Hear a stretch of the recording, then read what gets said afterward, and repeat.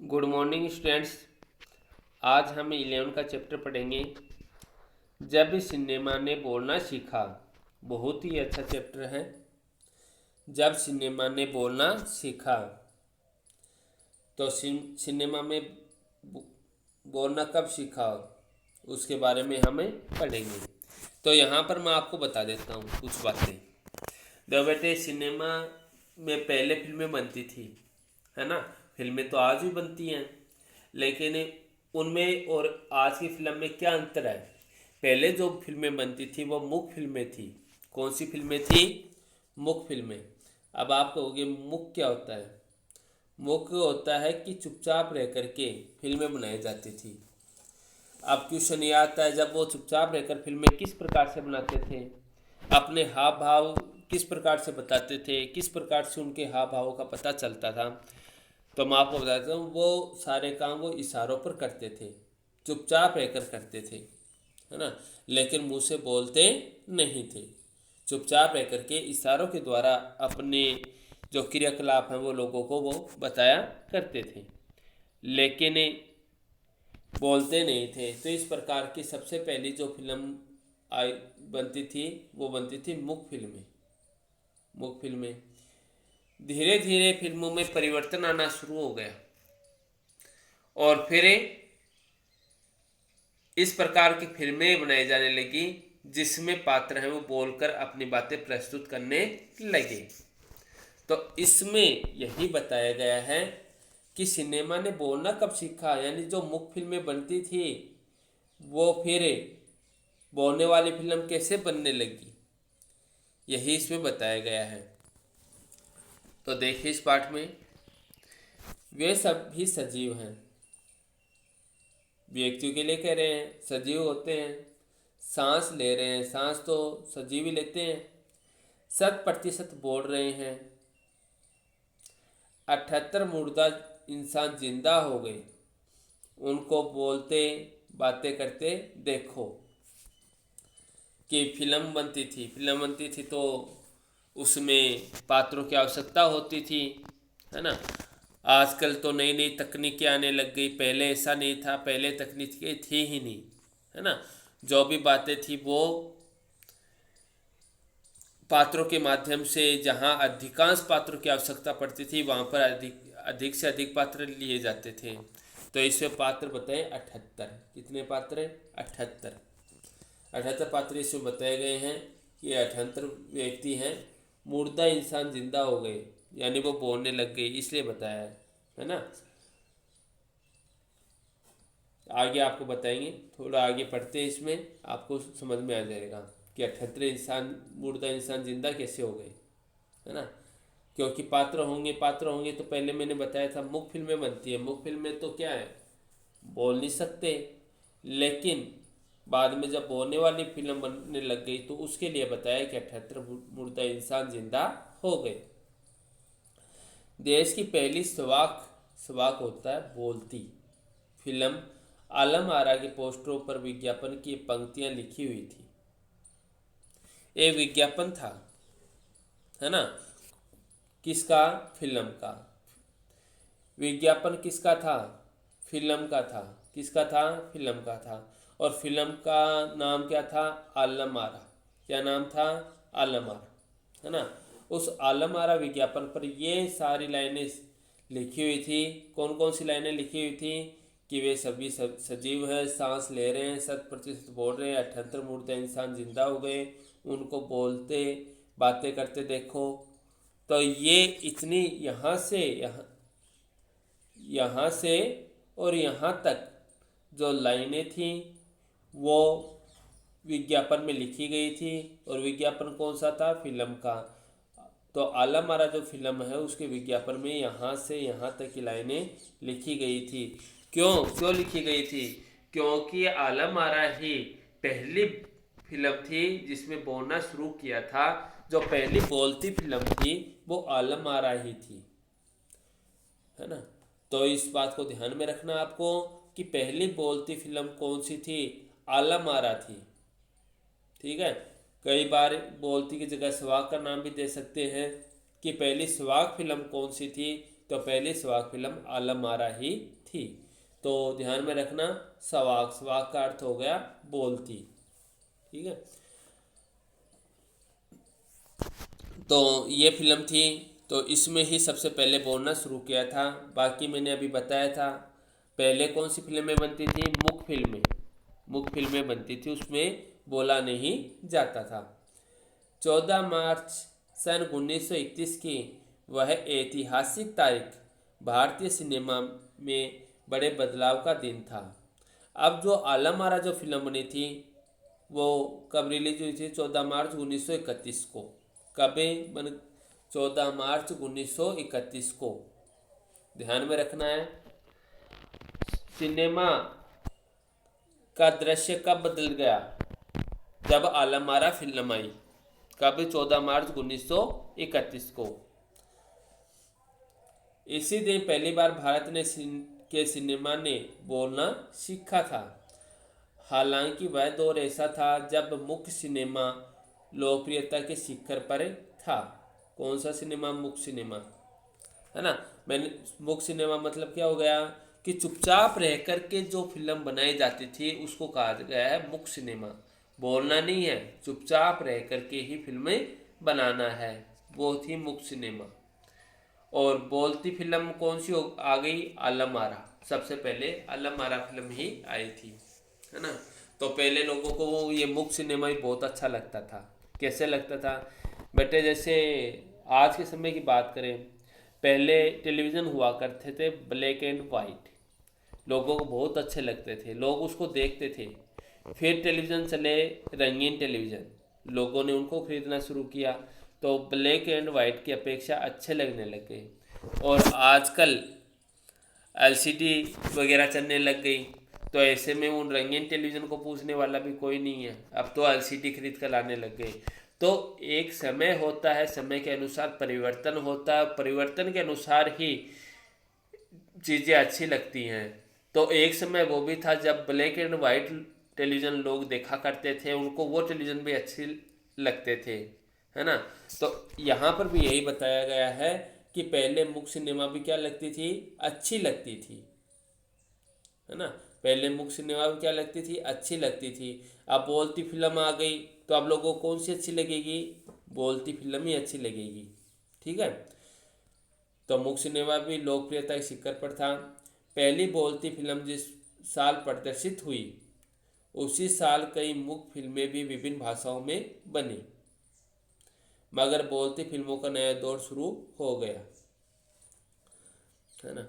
तो जिस साल, है ना, पहले तो एक ही भाषा में फिल्में बनती थी, लेकिन जिस साल ये बोलती फिल्में बनी थी ना, बोलती फिल्म बनी थी या प्रदर्शित हुई थी, उसी साल कई मुख्य फिल्में तो बनती थी लेकिन वो कई भाषाओं में बनी, विभिन्न भाषाओं में बनी।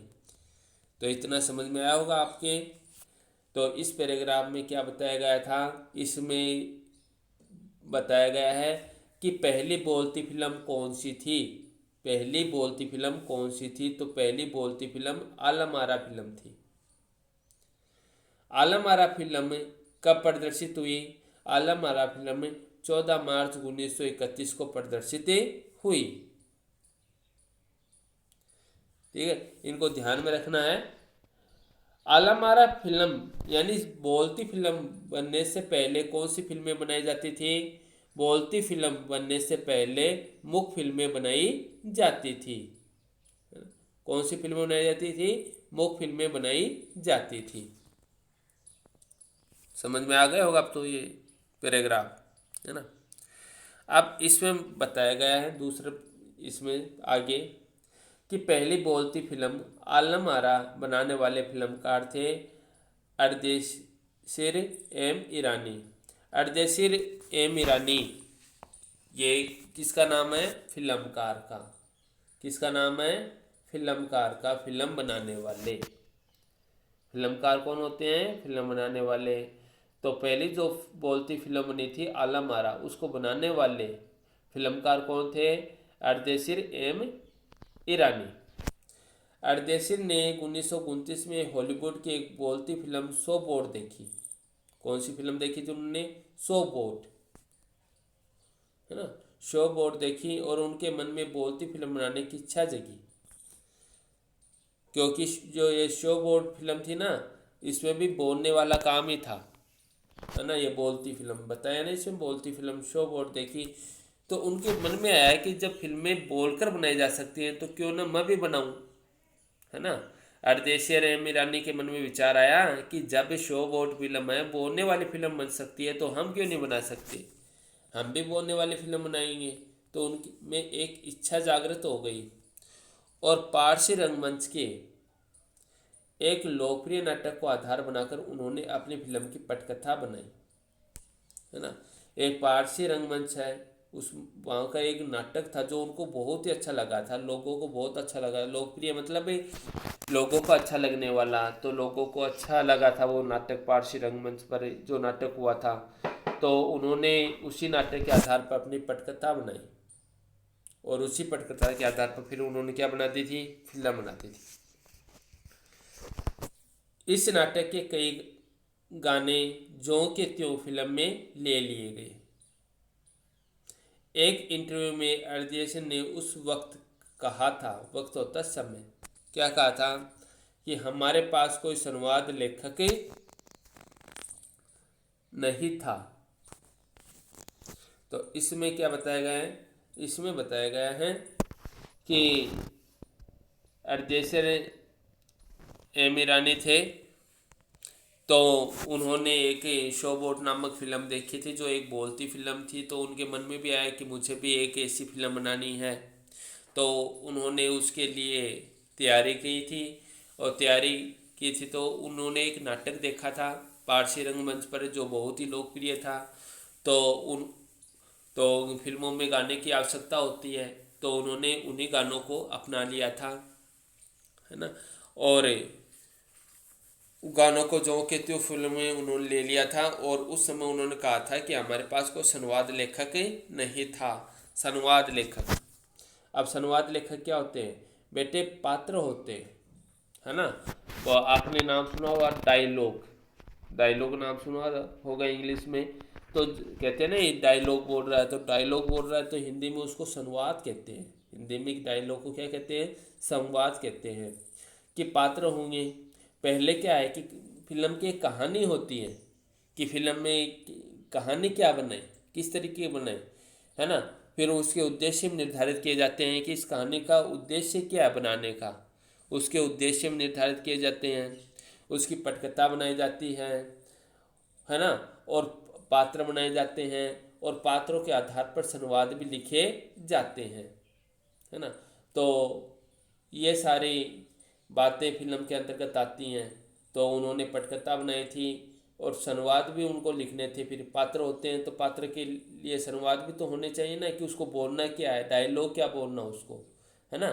तो इसके लिए अब संवाद कौन लिखेगी, लेखक ही लिख सकता है संवाद, लेखक ही लिख सकता है ना। तो उनके पास लेखक नहीं था, उन्होंने किस में बताए थे, एक इंटरव्यू में बताया था, है ना। तो ये जो पहला पैराग्राफ है ये आपके समझ में आया होगा कि इसमें क्या बताया गया है। इसमें तो ये बताया गया था कि जो सबसे पहली बोलती फिल्म बनी थी वो आलम आरा फिल्म बनी थी। आलम आरा फिल्म कब प्रदर्शित हुई थी, 14 मार्च 1931 को आलम आरा फिल्म है वो प्रदर्शित हुई थी। उससे पहले कौन सी फिल्म बनाई जाती थी, तो बोलती फिल्मों से पहले मुख्य फिल्में बनाई जाती थी। आलम आरा फिल्म बनाने वाले निर्देशक कौन थे, तो आलम आरा फिल्म बनाने वाले जो फिल्मकार थे वो अर्देशीर एम ईरानी थे, है ना। उनको यह शिक्षा कहाँ से मिली बोलती फिल्म बनाने की, बोलती फिल्म बनाने की शिक्षा उनको 1929 उन्होंने जो शो बोर्ड फिल्म देखी थी वहाँ से मिली। उसके लिए उन्होंने क्या तैयारियाँ की, आलम आरा फिल्म बनाने के लिए उन्होंने क्या तैयारियाँ की, तो आलम आरा फिल्म बनाने के लिए उन्होंने पहले पारसी रंगमंच पर जो एक लोकप्रिय नाटक देखा था उसी नाटक को उन्होंने आधार बनाया था और फिर अपनी फिल्म की पटकथा बनाई थी। और नाटक के गाने थे वो ज्यों के त्यों फिल्म में ले लिए गए थे। ठीक है, तो आपको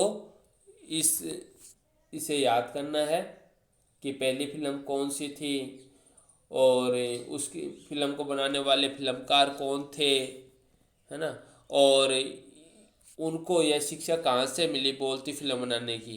तो उनको यह शिक्षा कहाँ से मिली, तो उन्होंने एक शो बोट नामक एक फिल्म देखी थी, वहाँ से इनको इच्छा जागृत हुई कि मैं भी एक बोलती फिल्म बनाऊं। जब आलम आरा फिल्म बनी थी तो उन्होंने किस प्रकार से इस फिल्म को बनाया था। जब आलम आरा फिल्म बनी थी तो उन्होंने किस प्रकार से फिल्म को बनाया था, तो उसमें लिखना आपको कि पारसी रंगमंच पर एक लोकप्रिय नाटक को आधार बनाया था और फिल्म में जो गाने थे वो सारे ही गाने उस नाटक के में जो गाने थे वैसे वैसे ज्यों के त्यों ही फिल्म में ले लिए गए थे। ठीक है, आगे क्वेश्चन आता है कि इंटरव्यू के दौरान अर्देशीर ने क्या बताया था। तो इंटरव्यू के दौरान अर्देशीर ने बताया था कि हमारे पास उस समय कोई संवाद लेखक नहीं था। इंटरव्यू के दौरान उनके पास कोई संवाद लेखक नहीं था, गीतकार भी नहीं था, संगीतकार भी नहीं था, इन सब की शुरुआत होनी थी। अब फिल्म में संवाद लिखने के लिए लेखक की आवश्यकता होती है, तो कोई लेखक था नहीं संवाद लिखने के लिए।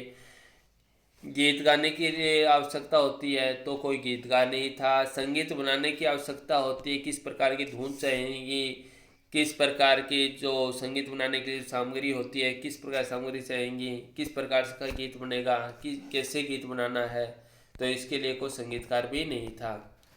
तो इन सब की शुरुआत तो होनी ही थी, क्योंकि पहले बोलती फिल्म थी ना, तो बाकी तो मुख्य फिल्में थी, तो मुख्य फिल्मों के लिए न तो गीतकार की आवश्यकता भी नहीं होती, संगीतकार की भी नहीं होती, है ना, संवाद लेखक की भी आवश्यकता नहीं होती मुख्य फिल्में में तो। लेकिन ये तो बोलती फिल्म थी, इसमें तो इनकी आवश्यकता होनी थी। अर्देशीर ने फिल्म के गानों के लिए स्वयं की धुनें चुनी। फिल्म के संगीत में महज तीन वाद्य यंत्र कौन से थे, तबला, हारमोनियम और वायलिन। इनको ध्यान में रखना आपको कि उस समय फिल्म में जो संगीत बन रहा था उस समय कौन से 3 वाद्य यंत्र काम में लिए गए थे। तो इन 3 वाद्य यंत्रों को ध्यान में रखना है, तबला, हारमोनियम और वायलिन का इस्तेमाल किया गया था। आलम आरा में संगीतकार या गीतकार में स्वतंत्र रूप से किसी का नाम नहीं डाला गया। इस फिल्म में पहले पार्श्व गायक बने WM खान, है ना। तो आलम आरा फिल्म के पहले पार्श्व गायक का क्या नाम था, WM खान, है ना, ध्यान में रखना है। आलम आरा फिल्म के पहले पार्श्व गायक कौन थे, WM खान। और उनका पहला गाना कौन सा था, उनका पहला गाना कौन सा था, इसको ध्यान में रखना है। दे दे खुदा के नाम पर प्यारे, अगर देने की ताकत है। दे दे खुदा के नाम पर प्यारे, अगर देने की ताकत है। तो ये पार्श्व गायक थे WM खान, तो उनका पहला गाना था, है ना। तो ये ध्यान में रखना है कि जब फिल्मकार के पास में लेखक नहीं था, गीतकार नहीं था, संगीतकार नहीं था, तो उस समय उन्होंने कौन से 3 वाद्य यंत्र काम में लिए थे, तो संगीत के लिए। तो ध्यान में रखना कि संगीत के लिए उन्होंने 3 वाद्य यंत्र काम में लिए थे, तबला, हारमोनियम और वायलिन। तबला, हारमोनियम और वायलिन।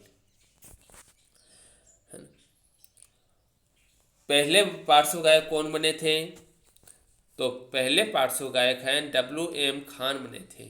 WM खान पहले पार्श्व गायक बने थे। उनका पहला गाना कौन सा था, WM खान का पहला गाना कौन सा था, तो WM खान का पहला गाना था दे दे खुदा के नाम पर प्यारे, अगर देने की ताकत है। दे दे खुदा के नाम पर प्यारे, अगर देने की ताकत है। आलम आरा का संगीत उस समय डिस्क फोरम में रिकॉर्ड नहीं किया जा सका। डिस्क फोरम में रिकॉर्ड नहीं किया जा सका। फिल्म की शूटिंग शुरू हुई तो साउंड के कारण ही इसकी शूटिंग रात में करनी पड़ती थी, है ना। तो शूटिंग जो फिल्म की थी ना, वो इनको रात को ही करनी पड़ी फिल्म की शूटिंग। किस कारण से? साउंड के कारण, क्योंकि उसको तो संगीत को डिस्क फॉर्म में तो रिकॉर्ड नहीं किया जा सका।